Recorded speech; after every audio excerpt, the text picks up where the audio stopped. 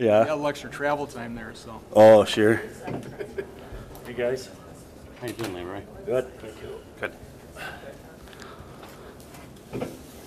At this time, I'd like to call the Monday, September 10th, 2012 Planning Commission meeting to order. The first item on the agenda is the roll call. Bid, here. McCusker, Yes. Bauer, Here. Price, Here. Longton, he was going to be absent, and Hamel was as well. That brings us to number 3, which is approval of the agenda. So moved. I've got a motion by Tim and a second by Leroy. All in favor? Aye. Opposed? Motion carries.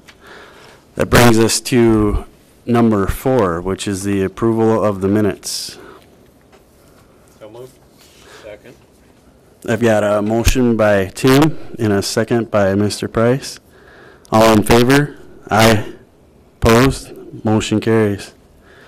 That brings us to number 5, which is public input. Citizens may speak to issues not on the agenda. Before speaking, please give your name and address for the record and limit your comments to 3 minutes. They're all here for projects. All right. Then Say something? No? that brings us to number 6, then, which would be the public hearing for the medical clinic conditional use permit.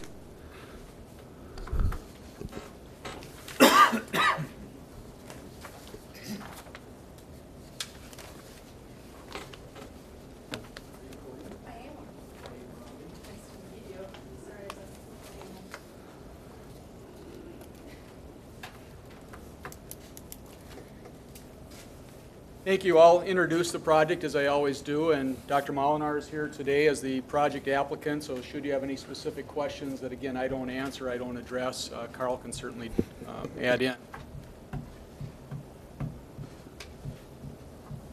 The proposed development site is approximately a 6-acre site located just east of Highway 20 North, going north out of town, and just east of the intersection of County 17 Boulevards. It's about a 6-acre site in this location, currently zoned residential business district. And as you know, just about anything that's eligible for application or development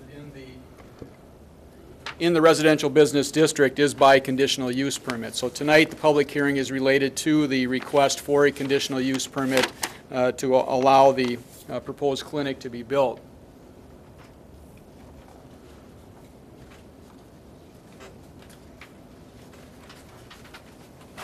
Each of you received a copy of the preliminary development plan in your packet. Oops. Let's see if we can get this a little bit clearer.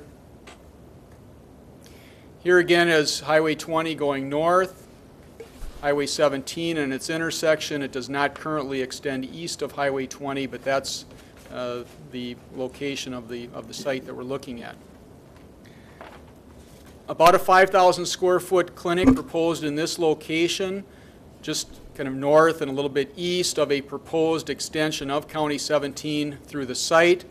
I have reviewed the project against our zoning code requirements, and there's just a couple of things in particular to point out to the Commission tonight. One is that the preliminary site plan does not meet the minimum parking requirements for a use of this type. I have met with Dr. Molinar and his project architect, and there will be revisions to that, and they will be able to comply with the minimum parking requirements. So when we see another site plan, as this project continues to evolve, we will see a plan that's in compliance with the minimum parking spaces.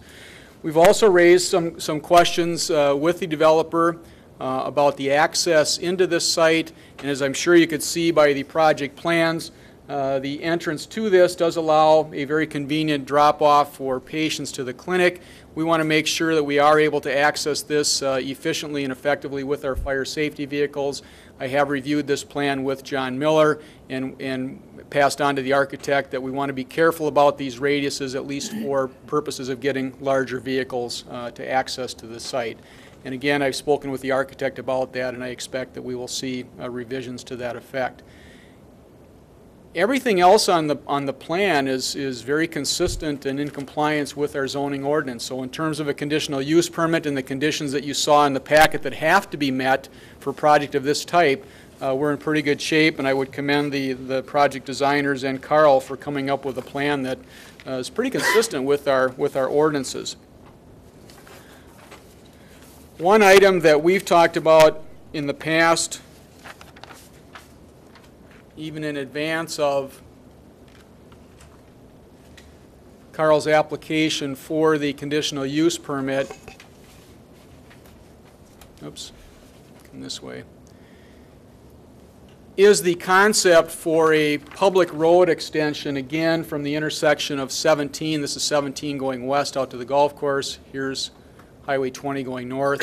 But looking at the concept of a city street that would be constructed in this area to accommodate the proposed clinic site, which is located here, and in the future with a connection to 5th Street, and in the future to that, it would create the opportunity for another extension east and north that could serve areas that are currently owned by Gemini.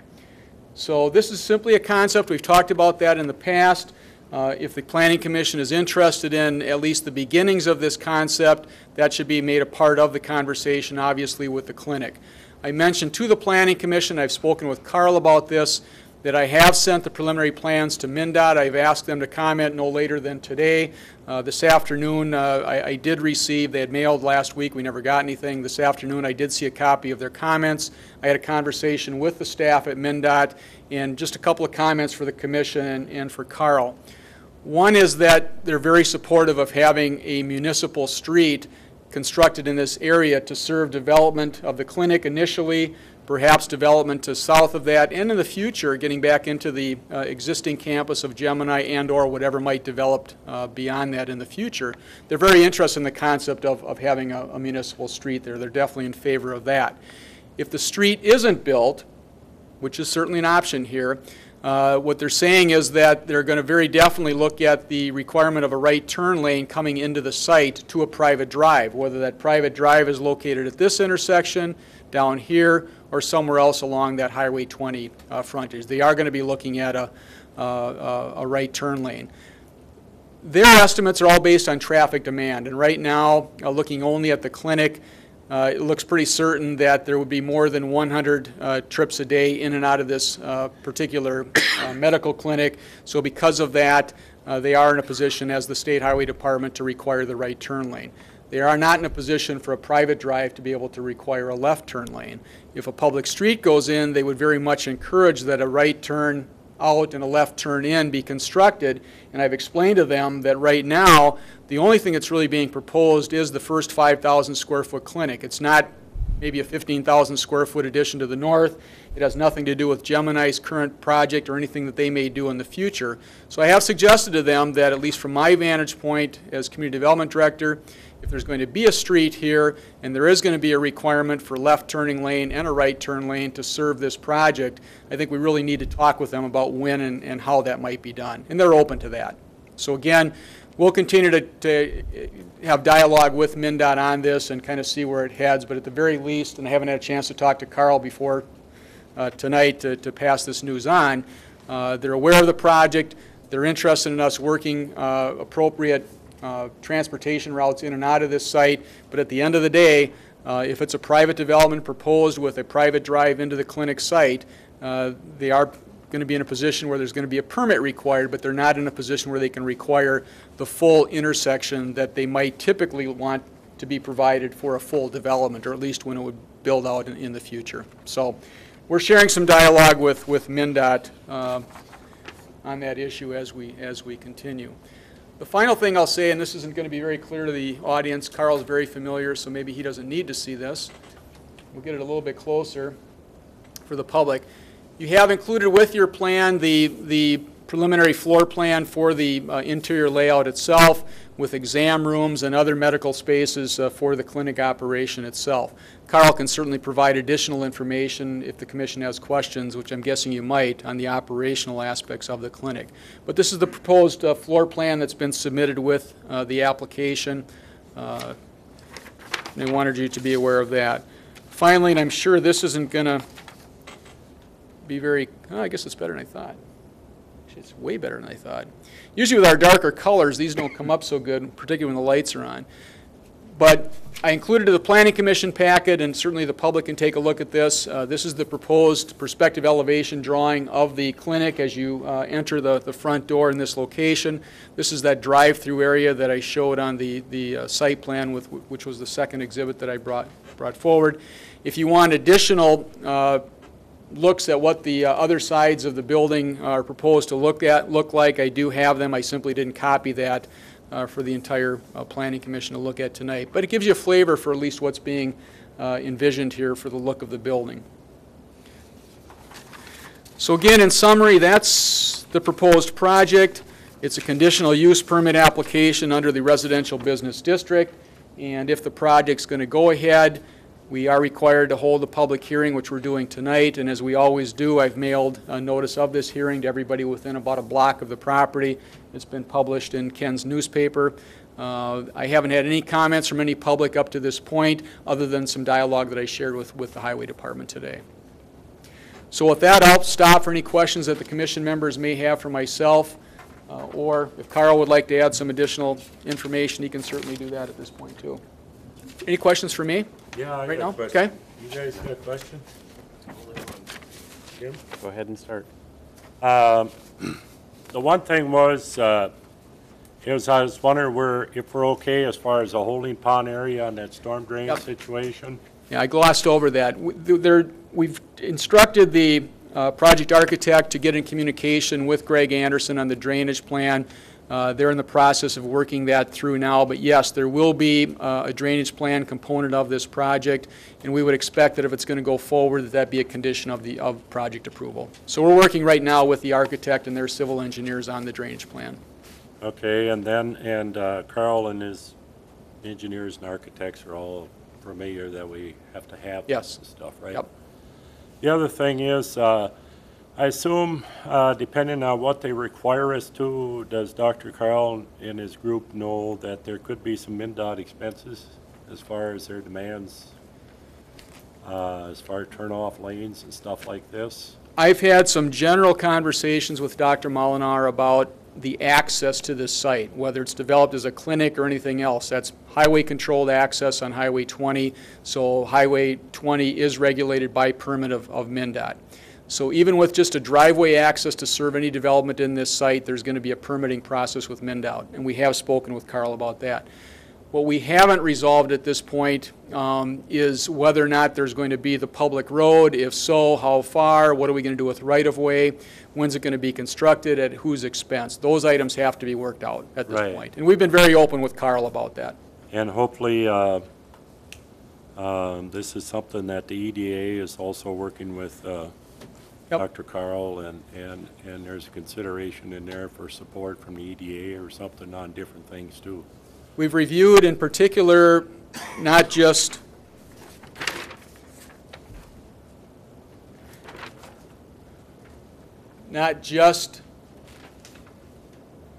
the road through the site, although I have spoken with the EDA about the road and this project. The other thing we spoke with the EDA about is there's kind of a remnant piece of the property that will be kind of left over on the south side of this road if it is built.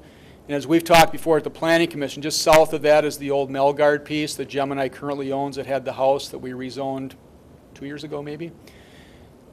I've spoken with the EDA and Carl about if this road is going to be built, that I think we all need to kind of look together too at what's going to happen with not just the remnant piece here, but also potentially with the Melgard piece.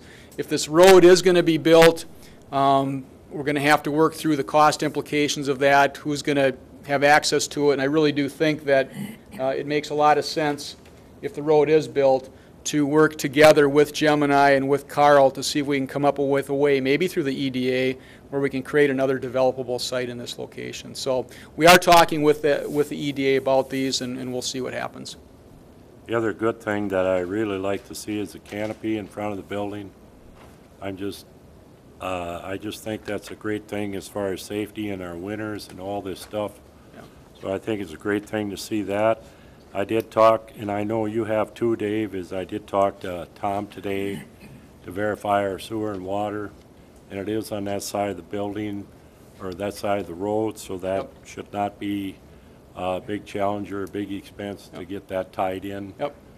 The other question I would have is, if you and Dr. Molnar have talked about the road on the north end of the property instead of this end. And the only reason I say that is that I did walk up through there a week or so ago on a Saturday and looked at all this back up in there. If the road did go up the north end,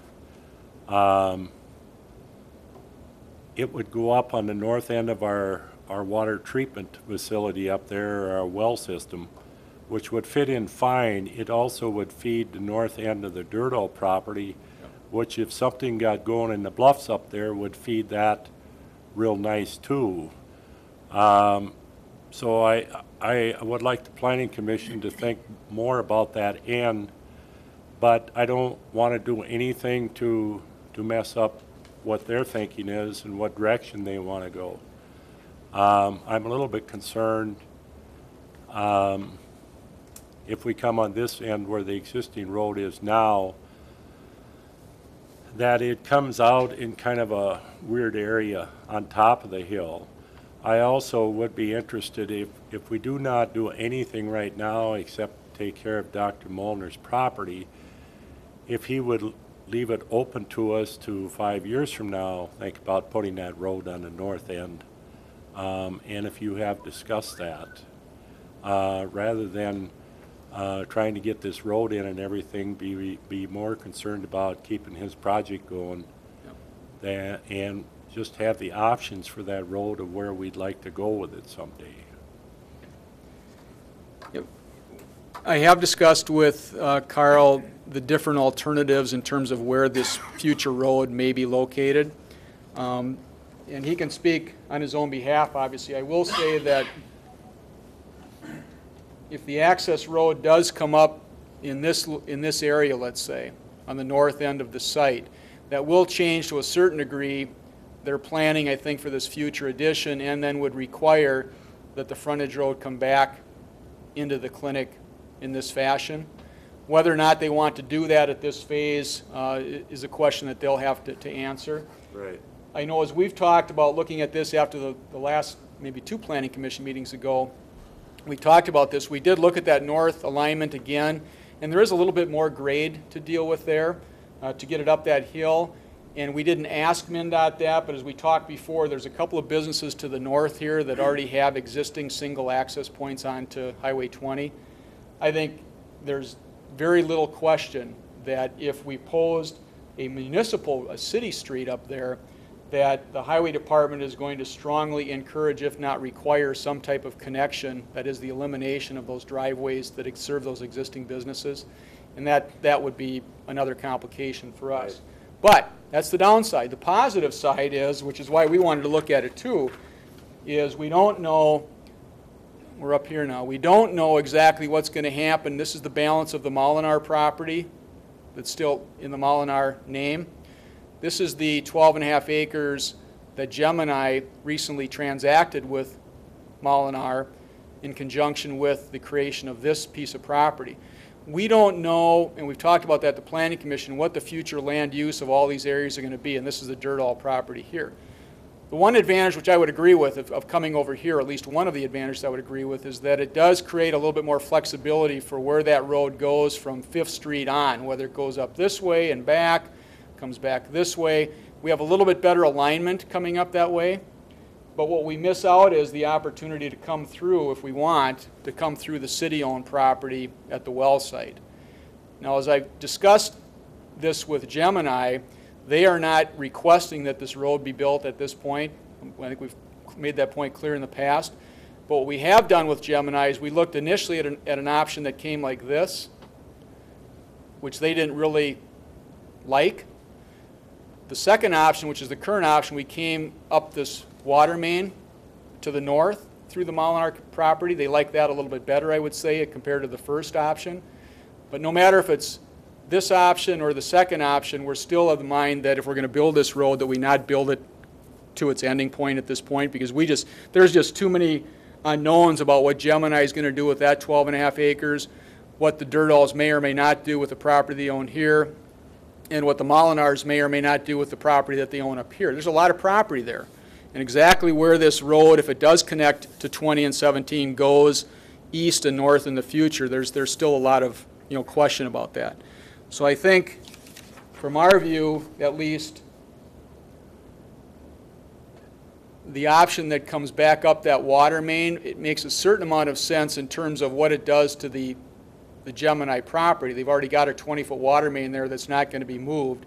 So using some of that right-of-way for an alignment up the existing water main makes some sense. And then what would happen, it would come up here and maybe end at the north line of the Gemini property with Molinar, and could still continue north and then maybe do a T intersection up here. So it leaves some options open, but there's just too much uncertainty with what's going to happen with those development or those pieces of property in the future in that area to really plan really much beyond even Fifth Street, I think, at this point. Right, and as far as having it on the north end, if it would be possible for the Molars to consider that and reverse their building, that would be an option, but I don't want to do anything to slow down or mess up the project if that would hold things up by them having to flip their building either. But I mean, we could, if they could flip their building and make their parking lot on the other side, then we wouldn't have to come all the way across the front and stuff like that. But And I think in light of what I just heard literally this afternoon from the Highway Department, I will encourage Carl the rest of this week that we should keep all options open right now with MnDOT, because it's still a little bit uncertain about, at the end of the day, what we can negotiate successfully with MnDOT in terms of access to Highway 20. right. So I think keeping that option open makes a lot of sense at this point. That was it for me, thank you. Any other questions for me from you three? And I can certainly come back, but No, just the right-of-way boulevard stuff for the MnDOT.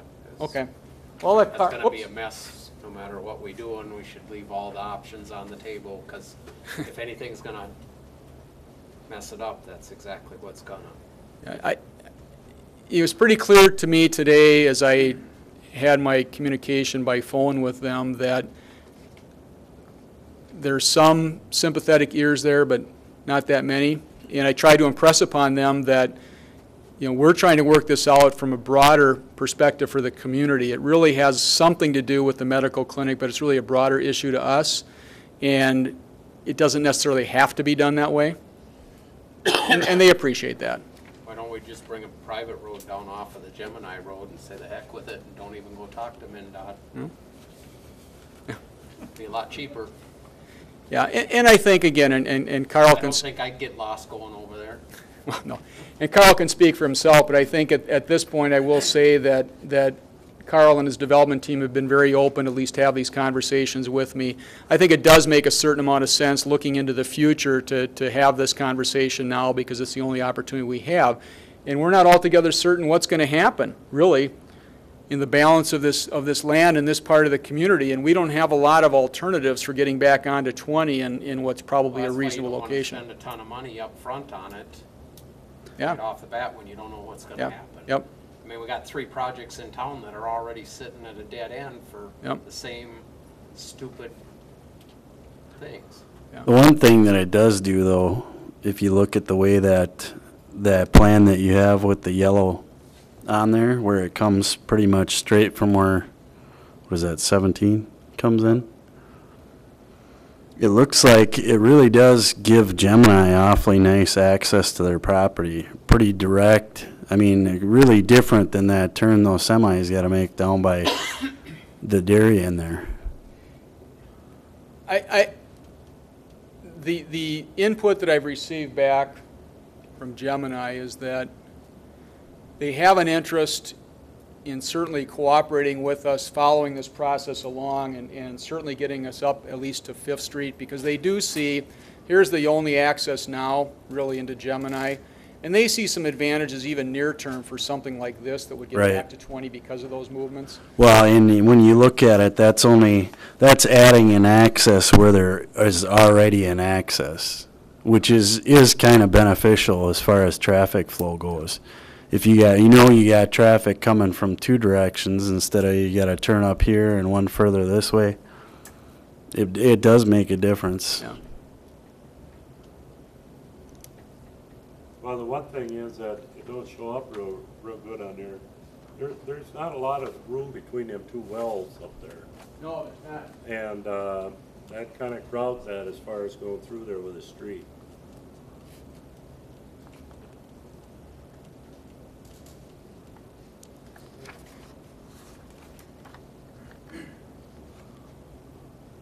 Well, there's 80 feet or better in there, isn't there, at least? Yeah, there is from this point through here, we're just able to sneak through with right-of-way. And this is call it the west 2.5 acres, 2.5 acres of the 12.5 acres that Gemini now owns. And this is the water main split there. So we are able to get through with reasonable radius through that location and sneak by the well house in order to get up into this area. And again,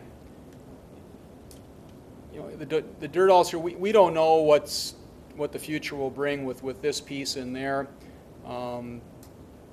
Obviously, we're not sure what's going to happen with Gemini over here. But I think, again, at this point, kind of what we're looking at is getting up at least to here, or alternatively, and I guess it's not going to show on here, but it's maybe over here that Leroy was talking about. And this really isn't 5th Street, but I'm going to call it 5th Street. And again, whether that road stays anywhere near what it is today is a big question, too.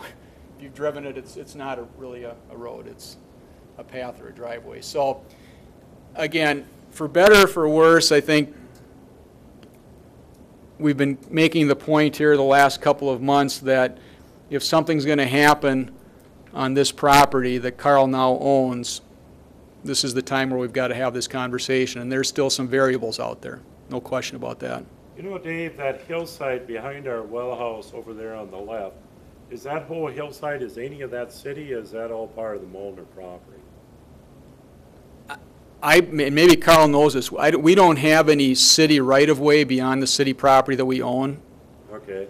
So I think, and I don't know if there's an easement, a public easement. I don't know if you have any idea. And yeah, but it's definitely not dedicated public right-of-way to the city. It's not a street. So I presume that there's an easement Okay. to get back out to 20.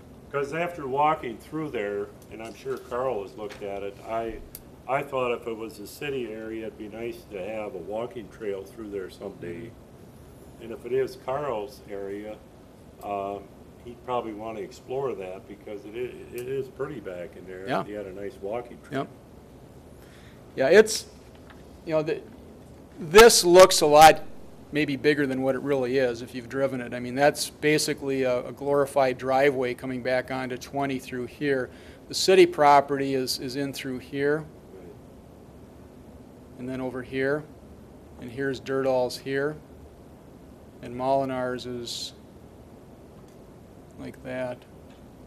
So the point of access back onto 20 is not going to be here unless this whole intersection is changed. Then maybe something could happen there, but that would be a significant project to wholly redevelop and redesign that intersection. So probably access on 20 up in this area is going to be back up in here somewhere rather than at that intersection, which again then makes this connection maybe all the more important. So definitely some questions about what the future is going to be out there. Is MnDOT going to want a stoplight and everything in there then? Are they going to stop wanting to what? Are they gonna want a stoplight in there if you put the full intersection in there? I mean, it seems to me like we're getting an awful lot of cost into something to get a building up and running. Yeah. Way too much, I think. This. I think it's good to plan for it, but Yeah. I don't know that today's the day to put it all in. Yeah. I think signalization is premature pending a whole lot more traffic in that area. I mean, it's a fair amount of traffic today, but not to the point where it would warrant signals. But again, in the future, if all these other areas begin to develop out in here, and this access has been created, you know, down the road, in terms of signalization, yeah, maybe. But I think it would have to be a lot more traffic than what's there today. Like I say, at the end of the day,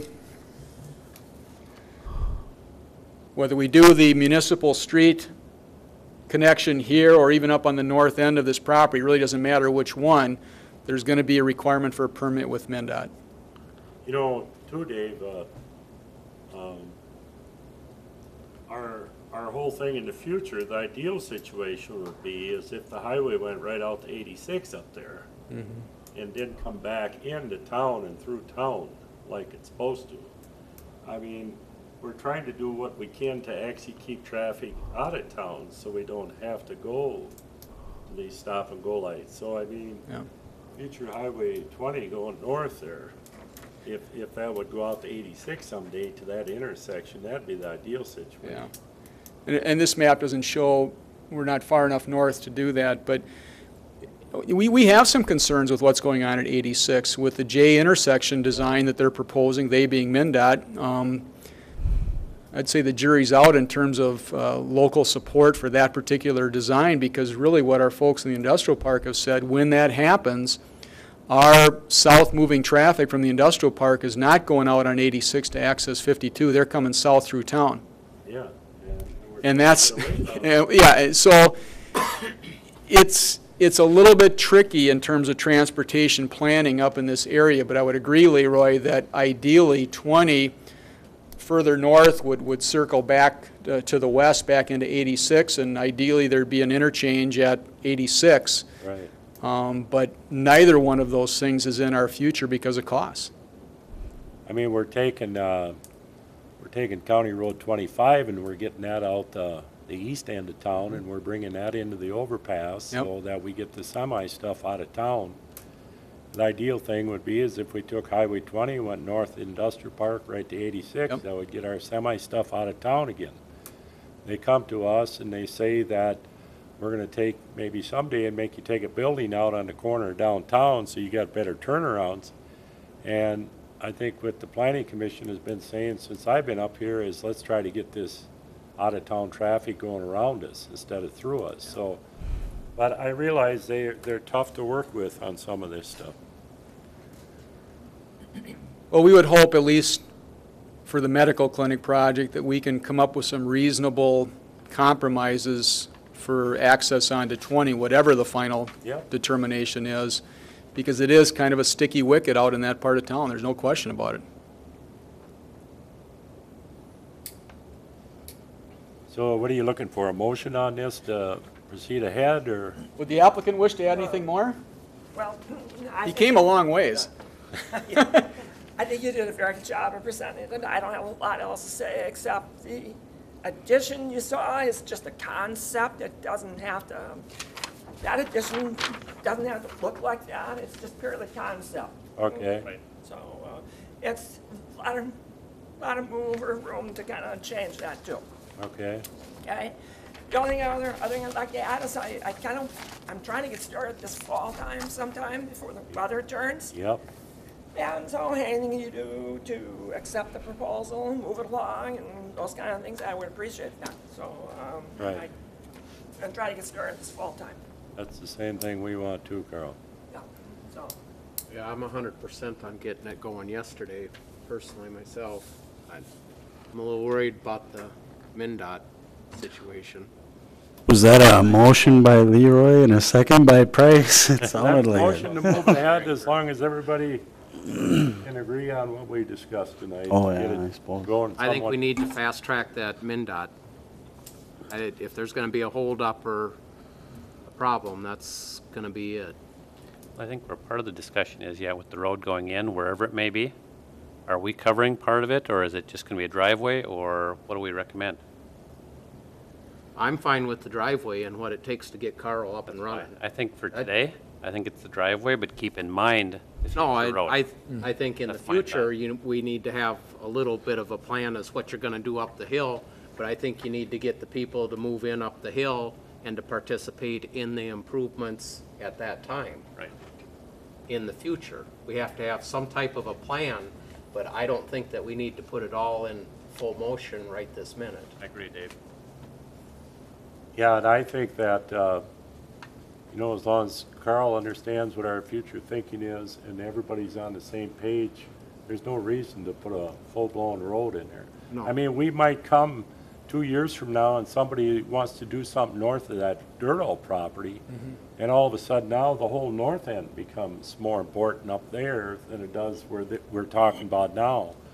So I think the goal should be is to get MnDOT to back us, get our road in there, and get the project rolling for them. And later on, as long as Carl knows that, we could come back to him 2 years from now and say, now we do have to go with the wider road, another 20 feet out of there, and it's in his plans. Just so he knows that we're trying to work together on this for the good of the community and everybody here. We are trying to hold this thing up. And maybe listening to the planning commission can offer to Carl too, that maybe it'd be something that we could exercise some type of option agreement under certain terms and conditions for the additional right-of-way that we might need in the future, you know, something like that. That's what you're saying? Yes. And we're also hoping that his project is a great success and he comes back to 2 years and wants to expand. And now we got more of a road problem because he needs it all. So we want to keep all this moving. Okay. Was that David and Leroy motion? Do we have to close the planning? You should close, yeah, First? close the hearing and then to the resolution. Was there anybody from the public that had anything to say?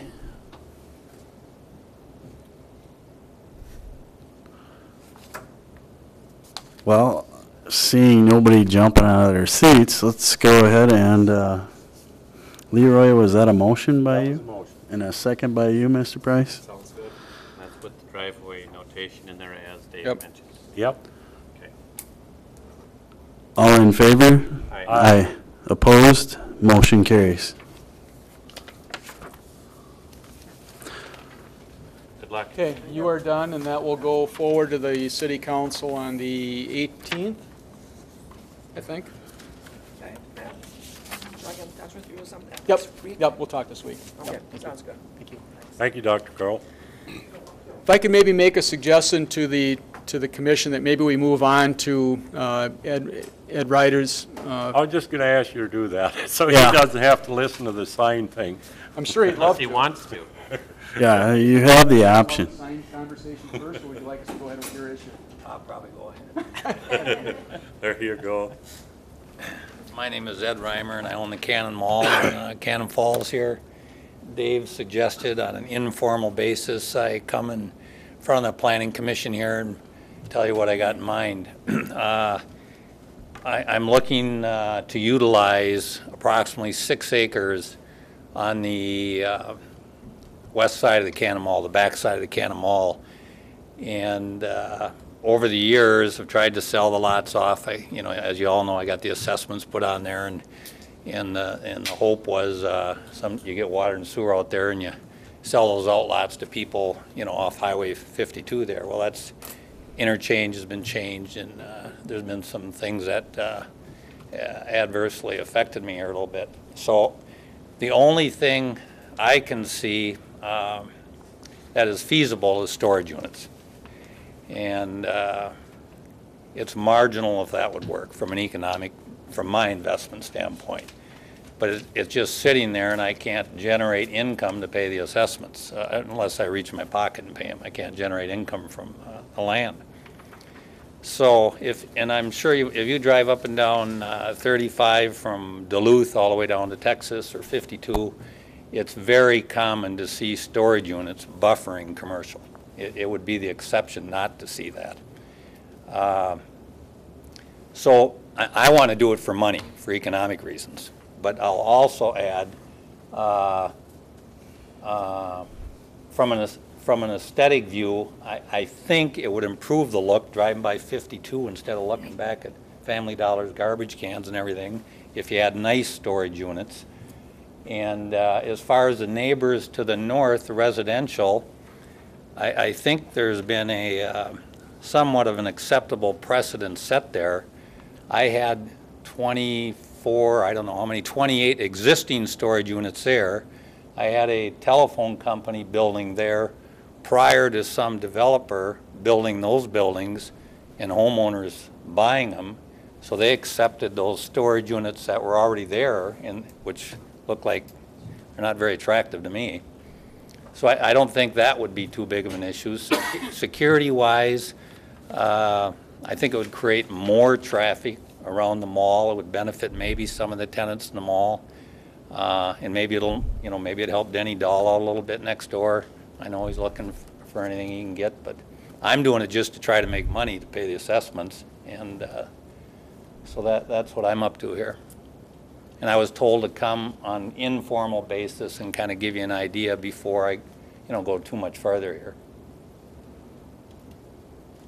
So that's my story. I'll maybe add a few comments here quickly. Just, this isn't the best, but here's the mall. Here's County 24 on the east. And I think the site that Ed's been looking at is up in this location. Well, there's actually two sites. The primary site is, where did you point to there? Yeah, right here. And then right across from Country Kitchen, Yep. There's a kind of a low spot there. There's about 3 acres sitting right in there that's going to be dead with that road cut off there. So that's a possibility for some type of maybe climate control or something, maybe a little more higher end, maybe. And the zoning issues for the commission are basically two. One is we've got the development moratorium on Highway 52, which includes this particular property. That will continue on through the end of this year. The only way to allow a project to go ahead during the moratorium period is to request of the city council that they pass an amendment by ordinance to allow a project proposal. So that's issue number one. Issue number two is that the B2 zoning district doesn't permit or allow by conditional use permit the type of project that Ed is proposing here. So there would have to be a zoning amendment. We do allow this kind of project in the industrial zone. I have shared with Ed what the terms and conditions are in our industrial zoning and suggested that if there's going to be a request for a zoning amendment, that we probably follow that same language. I don't think there's anything in that language that necessarily throws your project out the window, but it's certainly something to look at as something that's already allowed in another zoning district. So the B2 zoning district doesn't allow what he's proposing to do, and we've got the development moratorium, so in both of those instances it would necessitate an application and then a public hearing and a request, official request before the Planning Commission. So I think you've heard the project, and I agreed that this evening, if you wish to come and present to the commission, that you could provide whatever feedback you wished, whatever questions you might have, kind of give a sense from a land use perspective, is this something that you think is a reasonable proposition or not for him to consider? So, non-binding, but Right. that's what's being discussed.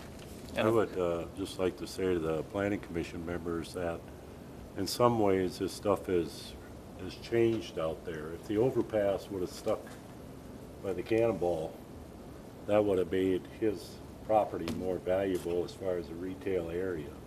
Because the overpass is going farther south, it's taken away from his retail area or the highway area. So that, after listening to Ed's situation, I can understand that and appreciate that. And as far as the housing area there, if you were going to expand the retail business out there and expand that parking lot over by that housing, that might be not quite as good a fit as a storage area that's just people coming in and out to their storage stuff. It's actually more of a quiet area than this if this was a retail situation. So I can feel for his situation that you got a piece of property and you need to make money off it. We have assessments to get on it out there. So how can we best accommodate for him to make money off this property? And I think the overpass has changed it a lot. And I'm not suggesting you should just do it because here's a guy who wants to make some money at the expense of the community. But when the city came to me and said we're going to put in these utilities and assess you, it was under the impression that I wasn't going to get cut off on Highway 24 there. I didn't know that at the time. Right. So that changed my land value dramatically. And I've been, and there's a couple factors that affected it, of course. Hopefully the good news is the hospital goes down the road and there's some more traffic going by the front of the mall and the city side. I think that's a realistic possibility to help ACE and all those tenants. But, you know, the economy also, I mean, if it wasn't cut off, it just, there's not a lot of retailers buying dirt these days. So it looks to me to be the highest and best use, assuming it's laid out and, you know, you meet all the city codes and fire and ponding and, you know, aesthetics and all that stuff. I'd like to think it makes sense.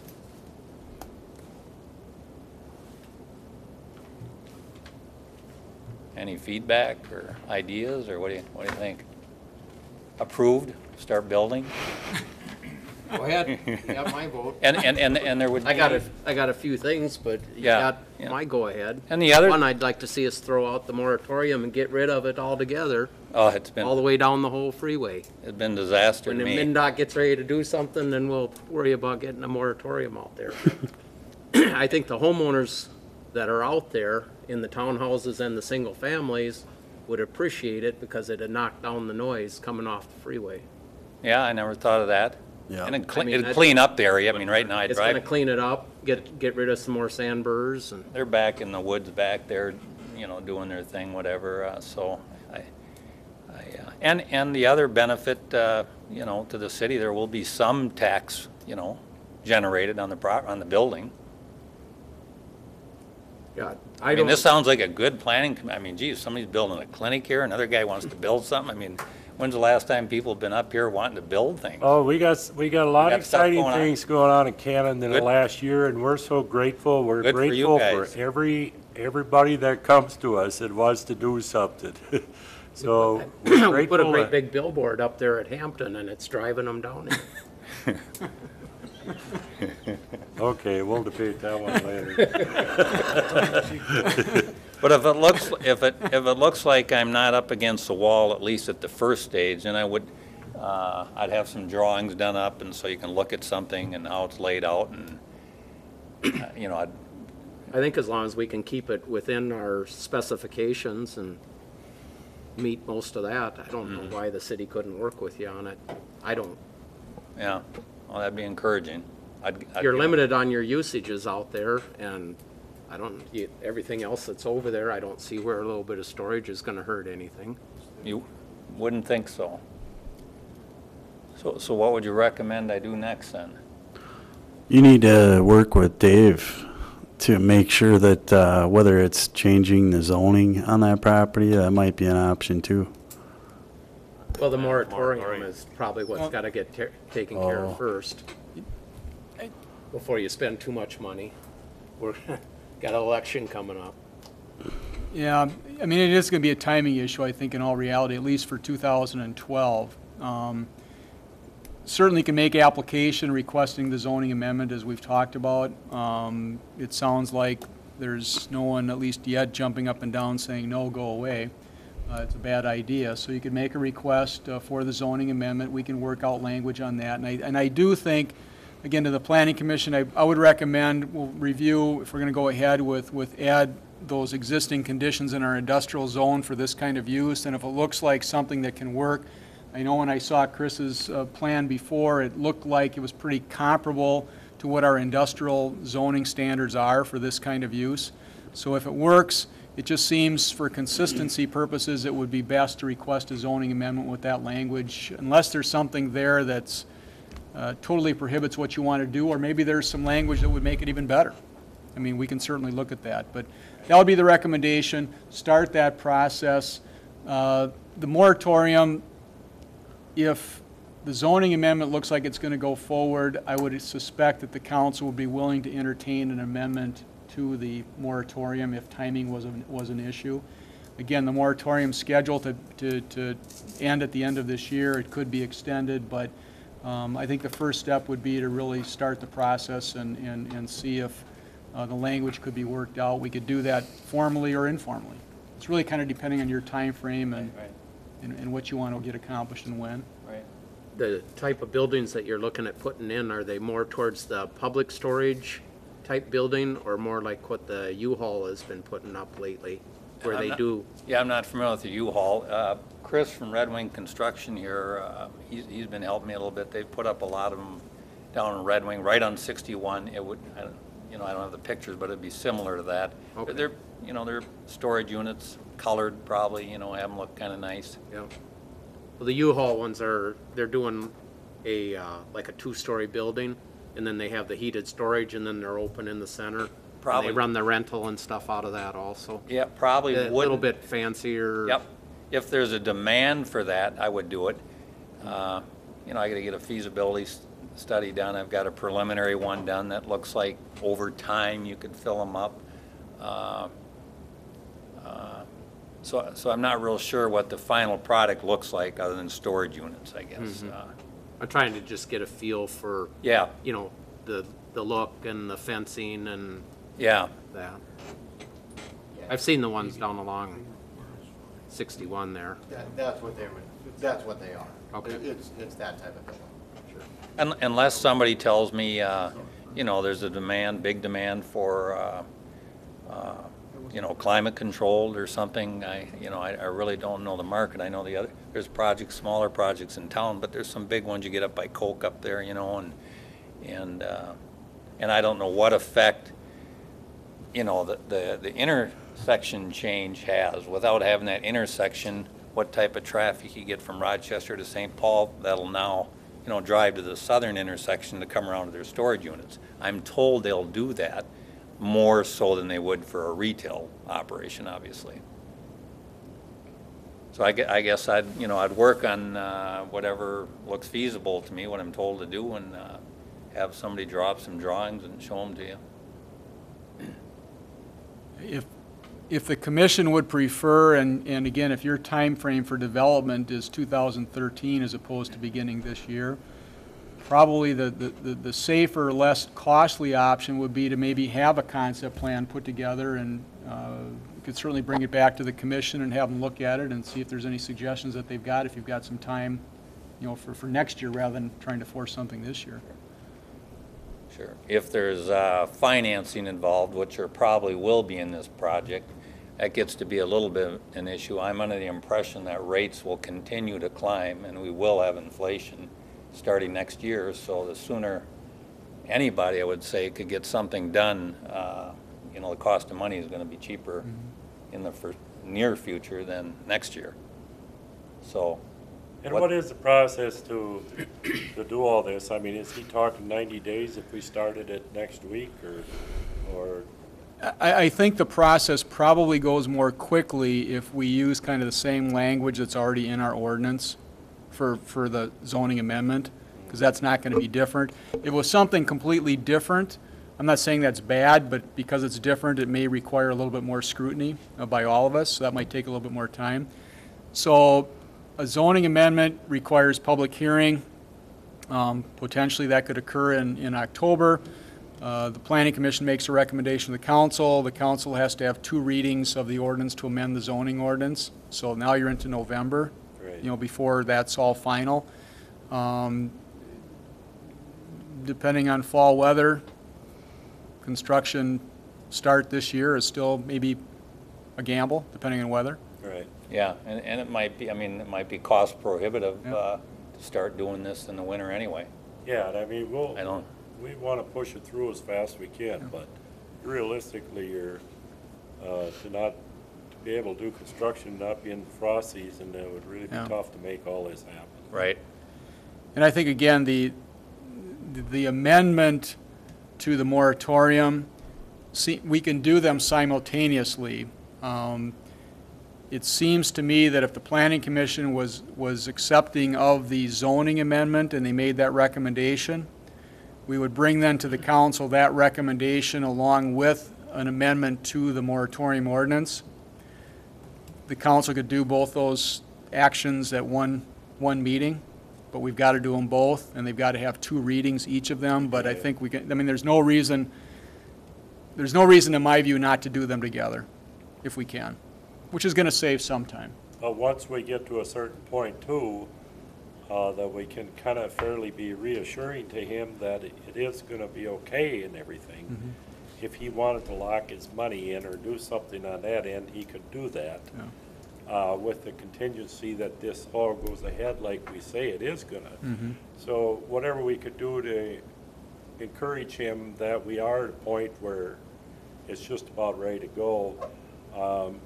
We do have you do have the houses to the north, so we do have to have the public hearing. We am going to get probably some impact from some of them people out there, and I assume it'll probably be positive or almost better than something more noisy or a retail business. So I wouldn't see any problem. But it I only never moves so see it fast. either, but it happens. Right. So whatever we could do to encourage you and get to your point, for your point, to feel comfortable to go ahead with your financing and stuff, we try to do that, you know. Sure, I'd appreciate it.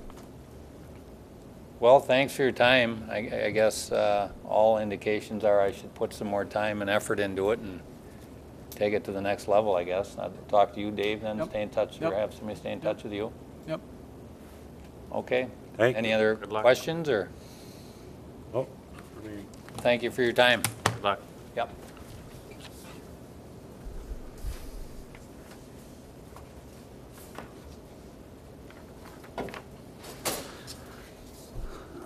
That brings us to the final item, which is dynamic sign regulations.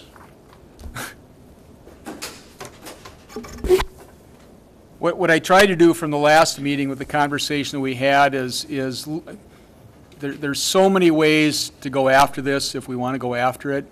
And what I tried to do is reflect what I was kind of hearing as maybe some of the points of agreement coming from the commission if we're going to have dynamic signs, and bring back then at least some language that maybe narrows the field a little bit, gives us something to talk about.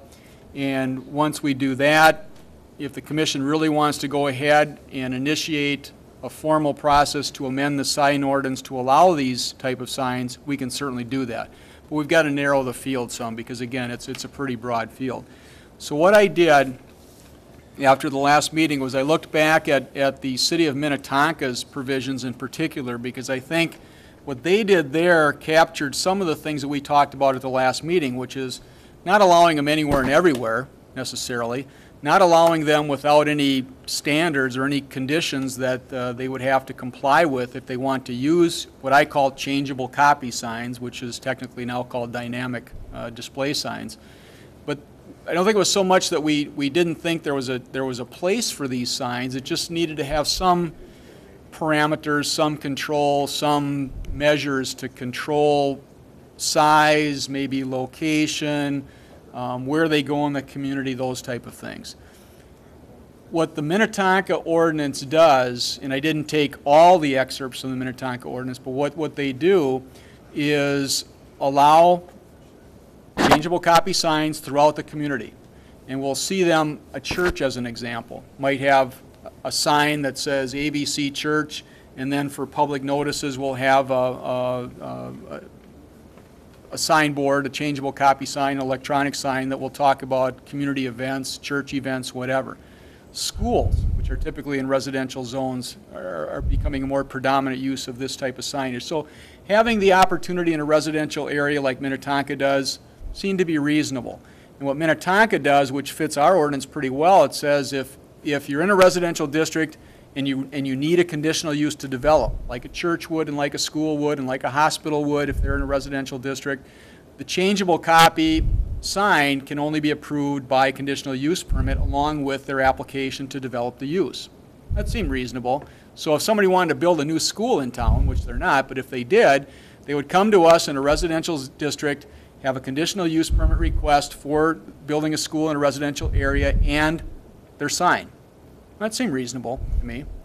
In the business districts, if we're going to allow them there, there's always that question of, well, okay, do we restrict how many? Do we restrict how far or how close they can be to each other? How many restrictions do we really want on these kind of signs?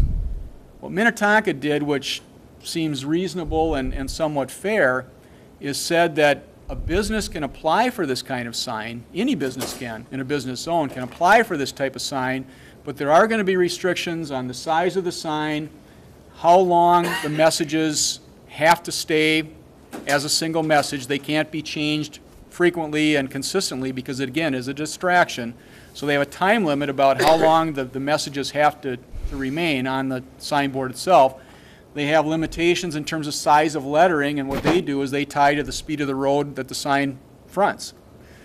The faster the speed, the larger the lettering can be. Seem reasonable to me. One thing that I don't believe Minnetonka has that we do, which is kind of a bugaboo for me, is a historic district. The downtown, our B1 district downtown, if we allowed these signs to be throughout the downtown, yeah, the trailhead could have a sign. That might be a good thing.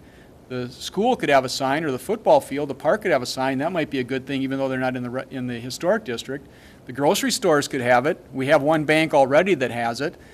We could have those in the historic district, but I'm not quite sure that I like the broad parameters that maybe that Minnetonka gives in their business districts. I'd want to have some more conversation about that to see whether or not that's reasonable. So those are some of the conditions that Minnetonka has. You also have a brightness provision. I'm not wild about it, but I think it is an enforcement issue. But I think what I do like about their brightness standard is if it does cause a problem, the city can identify it as causing a problem, and they can require the owner of the sign to make corrections to that brightness issue to control that. It's kind of wishy-washy, but they do have that in their ordinance, and maybe it works. So I think the point of this is, if we want to move forward and allow this kind of sign, which right now, again, we don't, except for time, temperature, really, and fuel prices. That's all that we allow right now in the community with changeable copy. If we want to go beyond that, we've got to make changes in the ordinance. And unfortunately, the parameters are quite broad in terms of what we might amend the ordinance to. But no matter what, and this is the message from the city attorney, if we do make these changes, we have to be very careful with what those changes say, because there is the freedom of speech issues that fall over signs, and we can't control content, so it's kind of be careful what you wish for kind of stuff.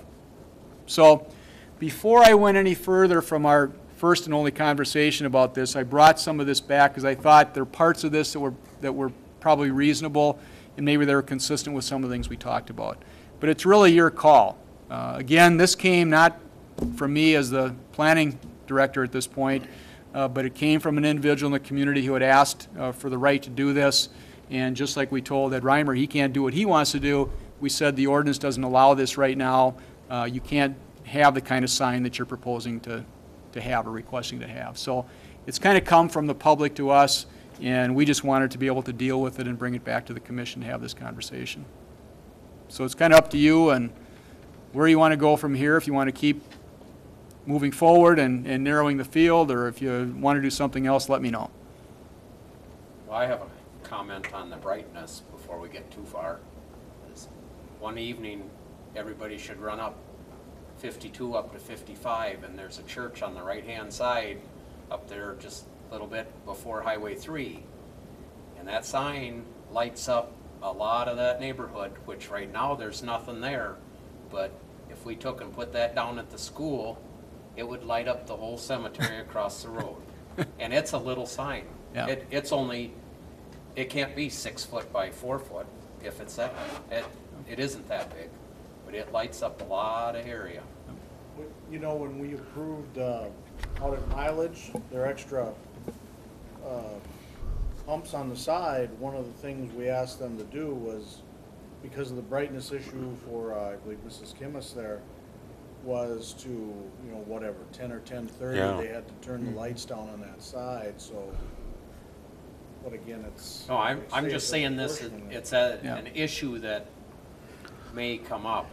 Well, and I think the color of the lights makes a big difference, because those are kind of a clear bulb, aren't they?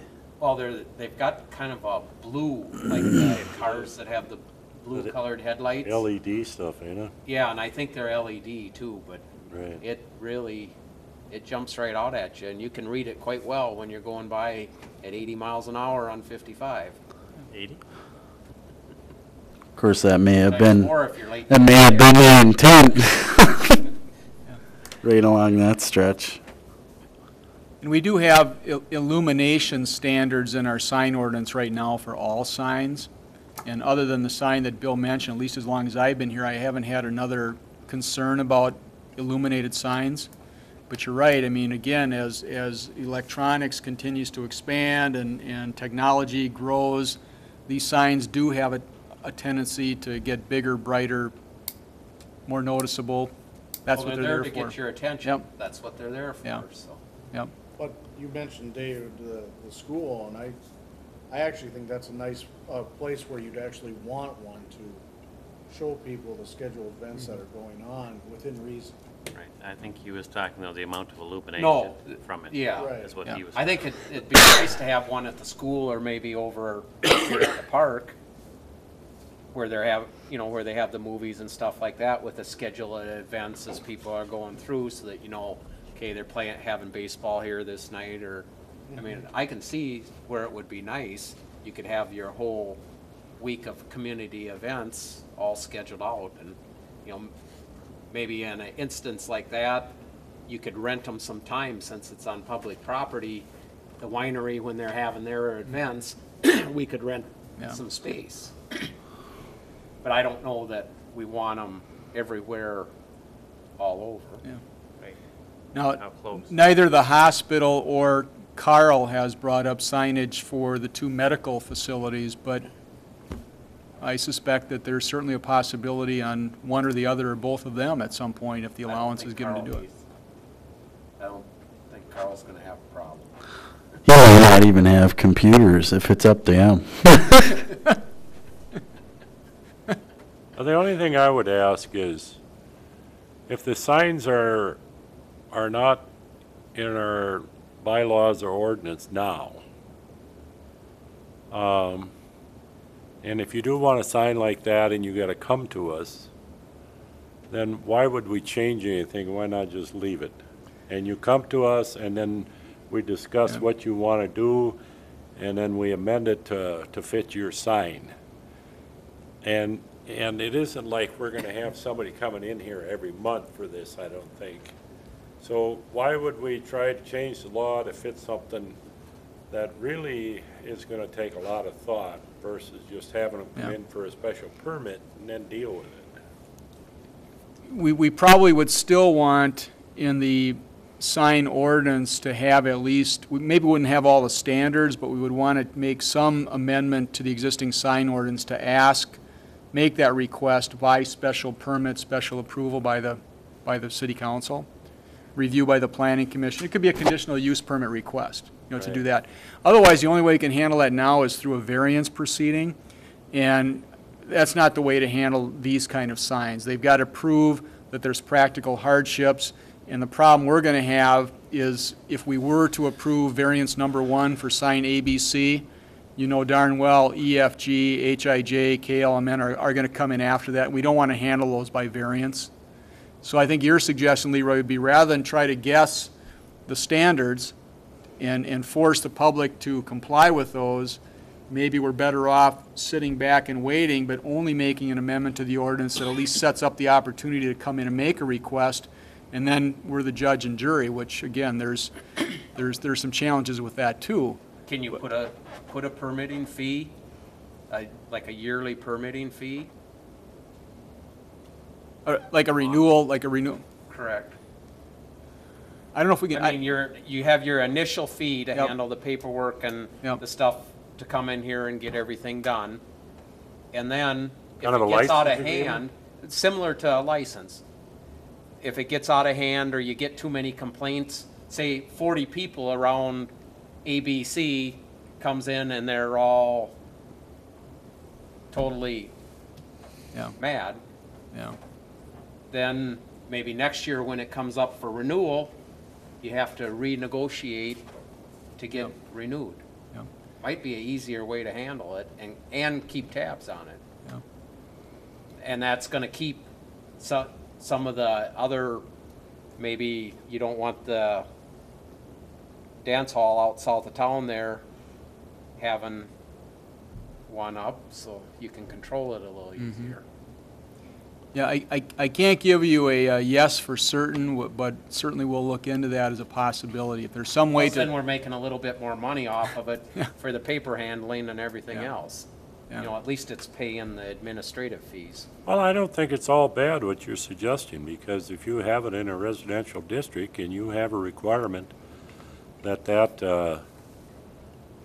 has to be off after 10:30 at night, and all of a sudden their computer fails and they don't take care of it, and the thing runs till all night, and the neighbors are mad, there should be some kind of fine or some kind of consequences to not maintaining it. So, I don't think that's a bad suggestion. The other thing is, Dave, is I'm leaning so towards some kind of conditional use permit. I could see somebody coming in for a permit to do this. I could see you having all the regulations as far as timing, how bright it can be, all this stuff, and saying that it has to be run through the planning commission, and I don't think that'd be unreasonable. yeah, and I think if we can tailor some language to fit comfortably in our existing ordinance, because again, the other thing Minnetonka does, which I liked in particular, was our ordinance already says how much you as a business property owner can have for signage. And my view is consistent with Minnetonka's, which is, okay, if you get 100 square feet of signage for your property, allocated to your property, that's all you get. And whether you want to put a wall sign, or a pylon sign, or a dynamic display sign, or some combination of those things, that's all you get. And again, right now, I just approved the signage for the new convenience store, and they're doing kind of a combination, but again, they're allowed to advertise fuel prices. Right. You know, so they're already allowed in the ordinance to do that, but they're doing a combination signage. Maybe we could do that under the existing ordinance for other businesses too, by just putting in our ordinance that these kind of signs are allowed, but they're subject to the balance of the ordinance provisions that are already in the books. And then maybe a special permit reviewed by the planning commission. And we can do that. I think the blinking part of it is gonna be important. If you're gonna have it blink, how often you're gonna let it blink? If you're gonna, the brightness, I think, is gonna be important. What's the definition of brightness will enter into this? Well, it'd be so many candle power is how they Yeah, always rate that. But I think there's so many things to just, I mean, what I always foresee in this is, okay, we're gonna have a brightness clause in there. So you put it out there, and you say, this is the rate you can have for brightness. And the next thing, somebody's got one out there that's twice as bright. And then they come back to you and they say, well, it was sunny out that day, so how do you rate your brightness according to the brightness outside? We thought it should be twice as much. I mean, this whole thing just gets spooky to me. It gets ridiculous and carried away. I don't know what the answer is. You're not but getting an I can argument see from it. me. Well, you're guaranteed they're gonna push the envelope no Yeah. matter what. You know, Yeah, and do you wanna drive down 4th Street and every business on 4th Street has one? and it's Well, like saying, you know, your sign can be 10 feet off the ground and it can't be over 10 square feet. So then they come and they put the sign at 14 feet off the ground and they make it 20 square feet. And the ordinance isn't clear or something. And we have to I enforce. just am so afraid yeah. of where this thing is going Yeah. if we make it that you don't have to bring it to the planning commission, Yep. you know? I'll say for anyone who's been through this area, one of the communities that is a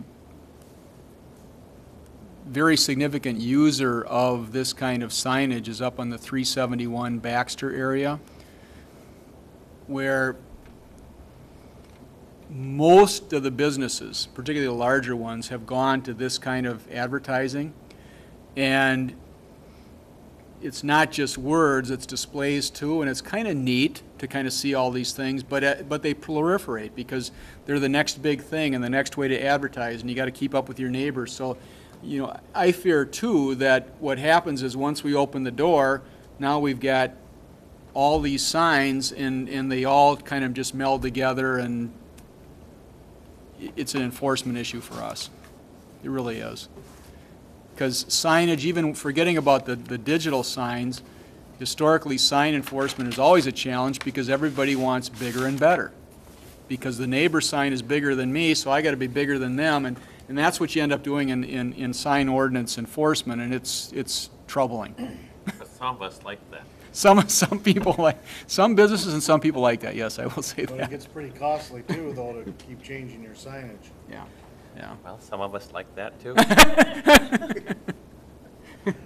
Now, conflict of interest. But I have, again, what I'm hearing tonight is see if we can find an easier way and a more administratively simple yet fair way to do it without, I have no problem with that. I think that's what I'm With some saying. control. With you know, some from control, yeah. council or Right. Yeah, I don't know that we necessarily have to revamp it. We can say that they're a permitted use and they have to come in and they have to have the conditional use and they have to have a renewable permit, Yeah, period. yeah. We'll investigate And that. then whoever's sitting at this desk or this table at that time is gonna reflect the feelings of the community, whether it's now, today, or 20 years from now, when the signs change. Right, with the new technology. The whole policy will change with time and the community, rather than having a hard set, we gotta change it every, Dave Barnes was here and we went through this same stuff for hours on signs, not more than 4 years ago, 4 years ago. We went through exactly the same thing. Why waste everybody's time? That's how I feel about it anyway. Well, and the thing, after you've had 2-3 signs out there and you've had 2-3 years of experience and you've You had might your, not allow them. yeah, you've had people contact you about their different concerns. Yeah. Now you got something to go on Yeah, versus just going out there and then saying, oh man, I wish we'd have writ that different. yeah, And then turn around and have to change it again, you know? yeah. No, I think it's a good direction to go the way, to proceed slow like you're thinking. We don't have much room left in this book for more pages, so. we'll wait. I'm in favor of we start shrinking it down just a tad, personally myself. All right, fair enough. There's a bunch we can get rid of here. That brings us to the last, well, second to last item on the agenda, which is planning commission member comments. Has Bruce said anything about his stuff he's working on for his RV parking and stuff? Have you guys come up with anything? He's still, it's work in process, I would say. Okay. Yep. Might I make a suggestion on that? It'd be a good land use for Sandstone Ridge. And the streets are in. That's a good point. I don't know if they'd hold a camper though. Oh, yeah. Overnight. And we wouldn't have to do a lot of improvements, and you could actually have utilities on some of the services. That is true. That is true. And I checked into some of what the guys that run the big campers, and some of those guys that pay $200-300 a weekend Yeah. for some, depending on the sites. Well, if it works out right, Dave, we're supposed to possibly get it back for $1, so we can work on I that. know I was kind of trying to look into buying it for $1 myself. Me and Dave were already discussing it. Yeah. You might get that chance. Personally, unless you do a little bit of work on it, I would be very careful, because unless you change the engineering or are willing to spend a significant amount of money there, it's gonna be tough to do a lot with it, because the engineering is requiring to wholesale everything and start over. The sewer and water is fine, and I don't think you have to go into that, and the problem is that it sat there and got rained on with wide open trenches, and then the engineering department that's saying that you can't do anything, let them put all that wet fill back in, and a week later pave it with curb and gutter. And on that clay, you can't do that. And so the engineering department that okayed some of it is at fault, more so than, almost as much fault as the guy that did the work. Yeah, if we're gonna get into that discussion, we'll be here another hour. Yeah, but those streets could be salvaged up there relatively easy. Well, I We get a took kick few out of the boards Out of curbs. it and stuff, and I get a kick out of the curbs up there that aren't cracked, they're bent. And I've never seen concrete bend like that. It's pretty amazing to me. So somebody put it in there crooked. That's what's amazing to me. well, the stuff was so wet that when the curb machine ran over it, that's Yeah, what it did. If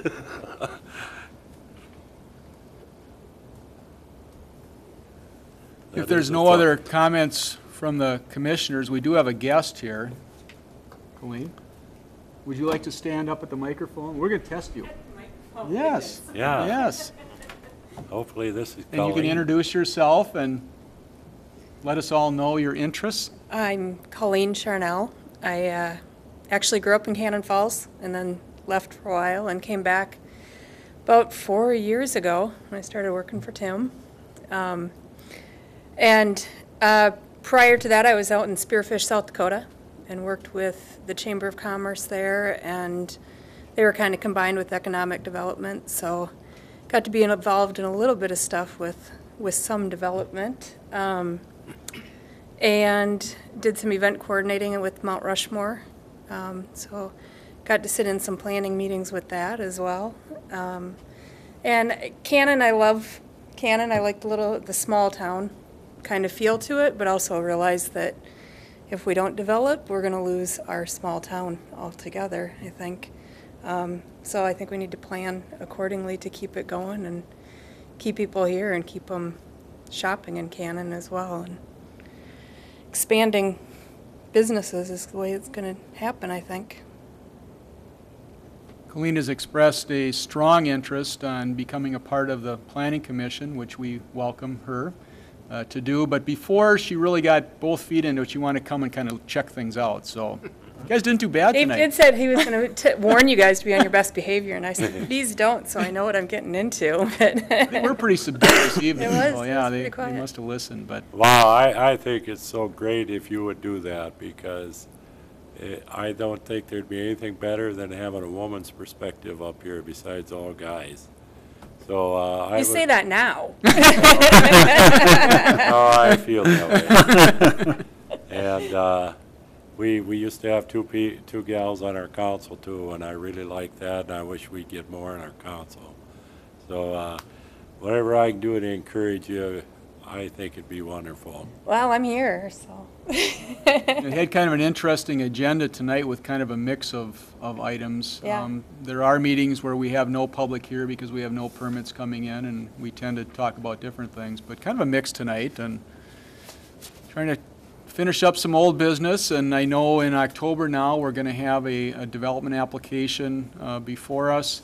I don't know if Ed Reimer will come in or not with an official request. We'll see, but I know there's one other that will, in all likelihood, this week come in, and we'll have a public hearing on it at the October meeting. And someday, somehow, Aaron has told me that I'm going to get back to the zoning ordinance and get that done, so we'll see on that. But And we did the other night approve you if you.